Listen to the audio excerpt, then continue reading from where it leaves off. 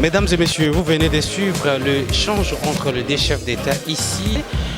Du lancement des programmes des systèmes de passation des marchés.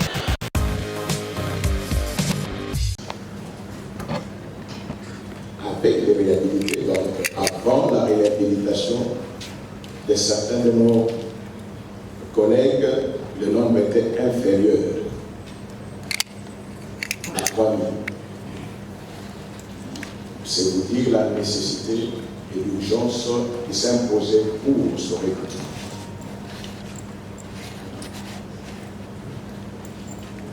Le nombre de candidats qui avaient déposé leur demande était de 35 040. Et le nombre de candidats identifiés à la veille du concours de 24 602. Mais le nombre de candidats ayant participé au concours est de 23 081 candidats. Donc nous sommes partis de 35 000 à 23 081 candidats qui ont effectivement présenté les concours. Et de ces concours, le code ou le pourcentage varie de 0 à 80. Et nous avons constaté un taux de réussite de 24,6%. 24,6% pour l'ensemble du pays. Il nous revient de relever que ce concours a été organisé sur 15 sites, c'est-à-dire 15 provinces, au même moment. C'est en cela que nous tenons à féliciter tous les collègues, surtout le secrétariat permanent du Conseil supérieur de la magistrature pour avoir réussi cette prouesse.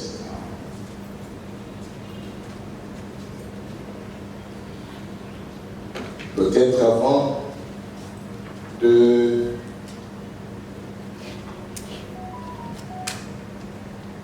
vous laisser la place pour une ou deux questions, je préfère vous donner un aperçu, donc par site, le meilleur pourcentage par site. Kinshasa, c'est d'ailleurs la lauréate, c'est une dame, elle a eu 80%.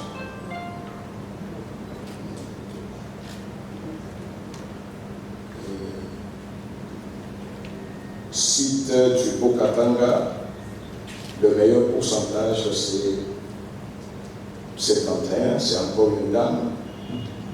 Je peux donner le nom. Ok, je reprends pour Kinshasa. La lauréate de ce concours de recrutement, c'est Madame Awanjo Onyumbe Charlotte.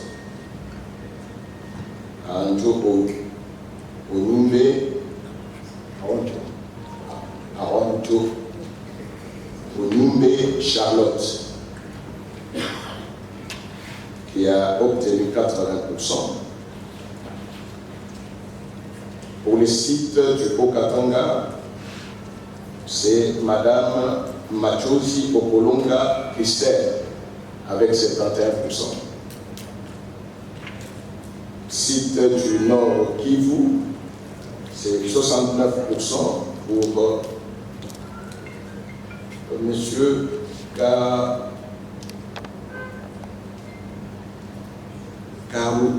Kakurusi Chabani Li, 69%. Site du site Kivu, Ombeni Moussawa, Alfred, 69% aussi. Site de Lualaba, Ngoyi Mwamba, Vita, 73%. Site du Maniema,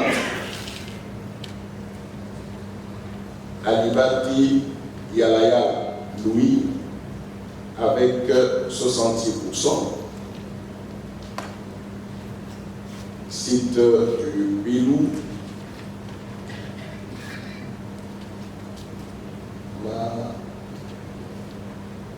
Mwakimoise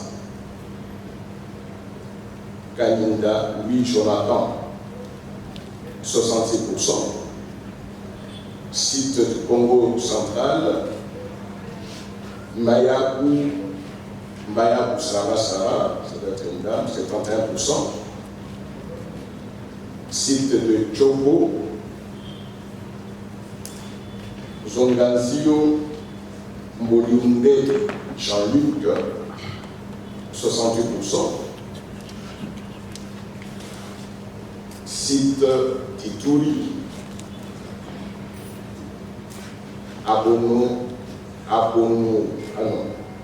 Abotromas Aboni Josué, 74%. Site de Tanganyika, Oulambango Junior, 68%. Site de l'Équateur, Okeyeme Michel, 68%, 66 plutôt. Site du Kasaï oriental, 73%, Longi Congolo Michel. Site du Kasaï central, Chimpamba Vita Aron, 68%.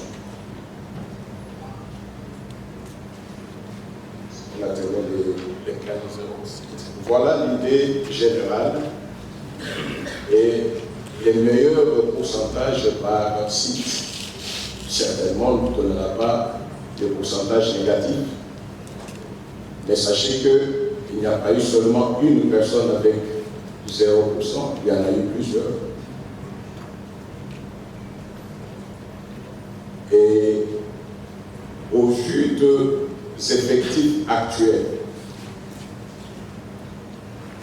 il nous a été demandé ou permis de recruter, de prendre 4000, mais au vu des résultats et des effectifs actuels, le magistrat suprême vient de nous autoriser de prendre 5 720 à peu près. Donc la dernière information est que dès ce soir ou cette nuit, la liste de tous ceux qui ont réussi sera dans les sites du CSM. Certainement que, par ordre de préférence, les 5000 seront retenus. Mais l'engagement se fera en deux temps. 2500 pour l'exercice 2023 et 2500 pour l'exercice 2024. Voilà en gros l'esprit du message de cet après-midi. Lorsque les Congolais veulent quelque chose, ça peut aller. Je ne croyais pas qu'à si peu de temps, à moins d'un mois, on pouvait organiser ce concours et obtenir les résultats aujourd'hui. C'est quand même un concours de plus de 23 000 candidats, corrigé en un mois. Vous savez, du 9 octobre, on n'est pas arrivé au 9 novembre, c'est quand même quelque chose qu'il faut féliciter. Mais une chose que c'est vrai, c'est que initialement, il était prévu qu'on va recruter 3 000. Puis on a parlé de 4 000, maintenant on parle de 5 000. C'est bon, mais il y a un problème d'infrastructure, un problème de mobilité, de conditions de travail, qui doit être vraiment regardé avec beaucoup d'attention. Parce que ce qui fait que de temps en temps on recrute, mais à l'intérieur on ne trouve pas les magistrats à cause de mauvaises conditions de travail. Mais quelque chose de regrettable, c'est de voir que beaucoup de gens ont échoué. Mais ils ne pouvaient qu'échouer aussi. Parce qu'on ne pouvait que retenir 5 000 sur 23 000. Donc on devait avoir au moins 18 000 qui devaient échouer. Qu'on ait réussi, qu'on ait eu combien, mais si on n'est pas rentré dans le cadre de quotes qui devaient faire retenir les candidats devaient échouer. Mais bon, l'essentiel est fait. Et comme on nous dit que le président de la République s'implique et va s'impliquer davantage, voyons voir.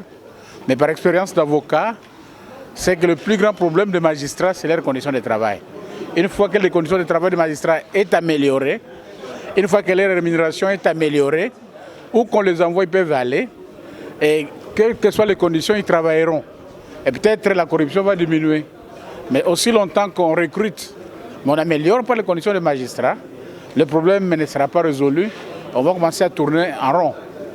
Mais pour aujourd'hui, félicitations au Conseil supérieur de la magistrature, et comme je l'ai dit tout à l'heure, pour avoir respecté le temps.